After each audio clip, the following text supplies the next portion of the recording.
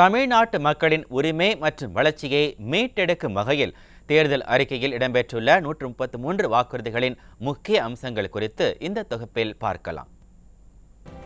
அரசுக்கும் ஆளுநருக்கும் ஒத்த கருத்துடைய ஒத்துழைப்பு அவசியம் என்பதால் ஆளுநரை நியமனம் செய்யும் போது சம்பந்தப்பட்ட மாநில முதலமைச்சர்களுடன் ஆலோசித்து முதலமைச்சரின் ஒப்புதலோடு நியமனம் செய்யப்பட வேண்டும். தென் மாநிலங்களைச் சேர்ந்த மக்கள் நீதி கேட்டு நெடுந்தொலைவு செல்லும் நிலைமையை தவிர்க்கும் வகையில் உச்சநீதிமன்ற கிளையை சென்னையில் அமைக்க வேண்டும். அரசுகளின் உறவு வலுப்படவும் கூட்டாட்சி முறைக்கு வித்திட்டதாக அமையும் நோக்கில் நாடாளுமன்ற குளிர்கால கூட்டத்தை சென்னையில் நடத்த வலியுறுத்தப்படும் என்றும் IPC, crime PC, evidence act ஆகிய 3 குற்ற வழக்கு சட்டங்களின் பெயரை ஆங்கிலத்திலிருந்து இந்தியில் மாற்றியது கண்டிக்கத்தக்கது எனவும் அதனை ஆங்கிலத்திலேயே தொடர மத்திய அரசுக்கு அழுத்தம் கொடுக்கப்படும். சென்னை உயர்நீதிமன்றத்தில் வழக்காடு மொழியாக தமிழ் மொழி இடம்பெற அதிமுக நடவடிக்கை எடுக்கும். மகாத்மா காந்தி ஊரக வேலைவாய்ப்பு உறுதி திட்டத்தின் பயனாளிகளுக்கு தின ஊதியம் 450 உயர்த்தி வேலை நாட்களை 150 நாட்களாக அதிகரிக்க நடவடிக்கை எடுக்கப்படும். மத்திய அரசால் செயல்படுத்தப்பட்டு வரும் இலவச எரிவாயு சிலிண்டர் இணைப்பு ஒதுக்கீடு மற்றும் பிரதம அமைச்சர் வீடு கட்டும் திட்ட ஒதுக்கீட்டின் அளவு தமிழ்நாட்டிற்கு குறைந்த அளவிலேயே தொடர்வதால் அதனை அதிகரிக்க நடவடிக்கை எடுக்கப்படும். ரயில் பயணங்களில் மூத்த குடிமக்களுக்கு 50% கட்டண சலுகை மீண்டும் வழங்கிட மத்திய அரசுக்கு வலியுறுத்தப்படும். மேகதாது அணை கட்டும் திட்டத்தை தடுத்து நிறுத்த உரிய நடவடிக்கை எடுக்கப்படும் எனவும் முல்லை பெரியாறு அணை பிரச்சினைக்கு தீர்வு காணப்படும் எனவும் அதிமுக தேர்தல் அறிக்கையில் குறிப்பிடப்பட்டுள்ளது. தமிழ்நாட்டுக்கு வந்து சேரும் நீர்வரத்தை கெடுக்கும் வகையில் பாலாற்றின் குறுக்கே ஆந்திர அரசு தடுப்பணை கட்டுவதை மத்திய அரசின் மூலமாக தடுத்து நிறுத்த அதிமுக வலியுறுத்தும். திமுக அரசால் கிடப்பில் போடப்பட்ட தென் மாவட்ட மக்களின் உயிர் நாடியான காவிரி, குண்டாறு, வைகை இணைப்பு திட்டத்தை நிறைவேற்ற நடவடிக்கை எடுக்கப்படும். விவசாயம் மற்றும் குடிநீர் தேவைக்கு அண்டை மாநிலத்தை நம்பியிருக்கும் தமிழக மக்களுக்கு நிரந்தர தீர்வு கிடைத்திட கோதாவரி, காவிரி இணைப்பு திட்டத்தை நிறைவேற்றிட மத்திய அரசுக்கு வலியுறுத்தப்படும். நடந்தாய் வாழி காவேரி திட்டத்திற்கு புத்துயிர் கொடுக்கும் வகையில் வைகை நதி மீட்பு, தாமிரபரணி நதி மீட்பு போன்ற திட்டங்களுக்கு நிதி வழங்க மத்திய அரசுக்கு வலியுறுத்தப்படும். மேட்டூர் அணையிலிருந்து கடைமடை வரை தண்ணீர் செல்லும் வகையில் கால்வாய்களில் காங்கிரீட் திட்டமாக மாற்ற மத்திய அரசே செலவை மேற்கொள்ள வேண்டும் என வலியுறுத்தப்படும். கோவை, திருப்பூர், ஈரோடு மாவட்டங்களின் விவசாய மேம்பாட்டிற்காக பரம்பிக்குளம், ஆழியாறு மற்றும் பாண்டியாறு, புன்னம்புழா திட்டத்தை செயல்படுத்த நடவடிக்கை எடுக்கப்படும். கோவை மாவட்ட மக்களின் குடிநீர் தேவையை பூர்த்தி செய்ய சிறுவாணி அணையை தூர்வாரி சீரமைக்கும் திட்டம், மருத்துவ படிப்புக்கான நீட்டுக்கு +2 தேர்வு மதிப்பெண்களை அடிப்படையாக கொண்டு மாற்றுத் தேர்வு முறை மாற்றத்தை கொண்டுவர மத்திய அரசுக்கு வலியுறுத்தப்படும்.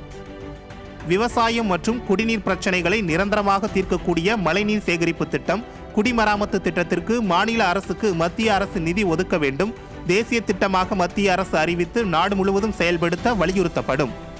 உச்சநீதிமன்றத்தில் கச்சத்தீவை மீட்க தொடரப்பட்ட நிலுவையில் உள்ள வழக்கை விரைவுபடுத்தவும், இலங்கை கடற்படை மற்றும் சிங்கள கடல் கொள்ளையர்களால் தமிழக மீனவர்கள் தாக்கப்படுவதை தடுக்கவும் தமிழ்நாட்டை சேர்ந்த கடற்படை பாதுகாப்பை வலுப்படுத்த மத்திய அரசுக்கு வலியுறுத்தப்படும். இதர பிற்பட்ட வகுப்பினரில் மேல்நிலையினர் எனப்படும் கிரிமிலேயர் வருமான வரம்பை 8 லட்சத்திலிருந்து 12 லட்சமாக உயர்த்த வேண்டும். ஏழை எளிய நடுத்தர மக்களுக்கு எட்டாக்கனியாக இருக்கும் உயிர்காக்கும் மருந்துகளின் விலைகளை குறைக்க மத்திய அரசுக்கு வலியுறுத்தப்படும். தேசிய மற்றும் மாநில நெடுஞ்சாலை துறைகளின் வாயிலாக போடப்படும் 2, 4, 6 வழிச்சாலைகளின் இடதுபுறம் இருசக்கர வாகனங்களுக்கென்று தனி பாதை அமைக்கவும், பணி பாதுகாப்பு வழங்கும் வகையில் மருத்துவ பணியாளர்களுக்கு தனி வாரியம் அமைக்கவும் நடவடிக்கை. ஜவுளி உற்பத்தியாளர்களுக்கு இருந்து வரும் சாயப்பட்டறை கழிவுநீர் பிரச்சினைக்கு நிரந்தர தீர்வு காண ஹைடெக் சுத்திகரிப்பு நிலையங்களை போதிய நிதி ஒதுக்கி அமைத்திடவும் மத்திய அரசுக்கு வலியுறுத்தப்படும். வெளிநாட்டிற்கு வேலைக்கு சென்று ஆபத்தான சூழலில் உள்ள தமிழர்களை மீட்க நடவடிக்கை எடுக்கவும், பழங்குடியினர் வாழும் மலைப்பகுதிகள், வனப்பகுதிகளில் சாலை வசதி, கல்வி வசதி ஏற்படுத்தவும், நாட்டின் பொருளாதாரத்தை உயர்த்துவதற்கு சிறு, குறு, நடுத்தர தொழில் மேம்பாட்டிற்கு மத்திய அரசு உரிய நடவடிக்கை எடுக்க வலியுறுத்தப்படும். தென்னை மற்றும் பனை விவசாயிகளின் நலன் காத்திடவும், விவசாயிகளின் நீண்ட நாள் கோரிக்கையான கொப்பரைக்கு 150 ரூபாய் குறைந்தபட்ச ஆதார விலையாக பெற்றுத்தரவும், விவசாய விளைபொருட்களுக்கு உரிய விலை கிடைக்க மத்திய அரசுக்கு வலியுறுத்தப்படும். தமிழ்நாட்டிலும் இந்தியாவிலும் ஆண்டாண்டு காலமாக அகதிகளாக இருந்து வரும் இலங்கை தமிழர்களுக்காக தொடர்ந்து வலியுறுத்தப்பட்ட இரட்டை குடியுரிமை விரைந்து வழங்க வலியுறுத்தப்படும். நுகர்வோர் நலம் பேணும் வகையில் விலை நிர்ணயத்தை மத்திய அரசே மேற்கொண்டு பெட்ரோல், டீசல் விலைகள் குறைக்கப்பட வேண்டும் என்று வலியுறுத்தப்படும். குடும்ப அட்டை உள்ள அனைவருக்கும் ஆண்டுக்கு 6 எரிவாயு உருளைகளை விலையில்லாமல் அளித்து குடும்ப தலைவிகளின் சிரமத்தை குறைக்கும் வகையிலும் உரிய நடவடிக்கை எடுக்க வலியுறுத்தப்படும்.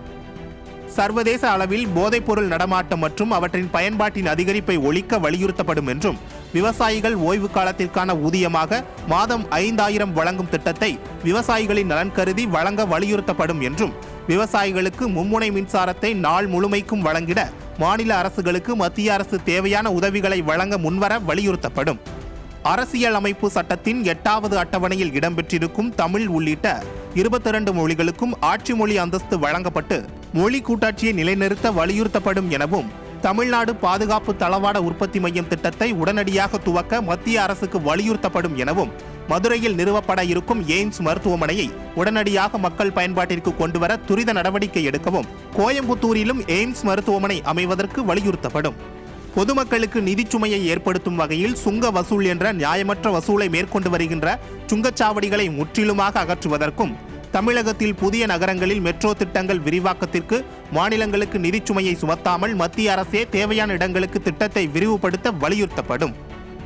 ஒவ்வொரு ஏழை குடும்ப தலைவிக்கும் மாதந்தோறும் 3000 ஊக்கத்தொகையாக மகளிர் உரிமை தொகை வழங்கிடவும், சொந்த வீடு இல்லாமல் அவதியுறும் ஏழை மக்களுக்கு அரசே இலவசமாக வீடுகள் கட்டி கொடுத்து வாழ்க்கை தரத்தை உயர்த்த போதிய நிதி வழங்கிடவும், பிரதமர் வீடு கட்டும் திட்டத்தின் கீழ் ஒவ்வொரு வீட்டிற்கும் மானியமாக 2,70,000 ரூபாயிலிருந்து 5 லட்சமாக உயர்த்தி வழங்க வலியுறுத்தப்படும் என அதிமுக தேர்தல் அறிக்கையில் குறிப்பிடப்பட்டுள்ளது.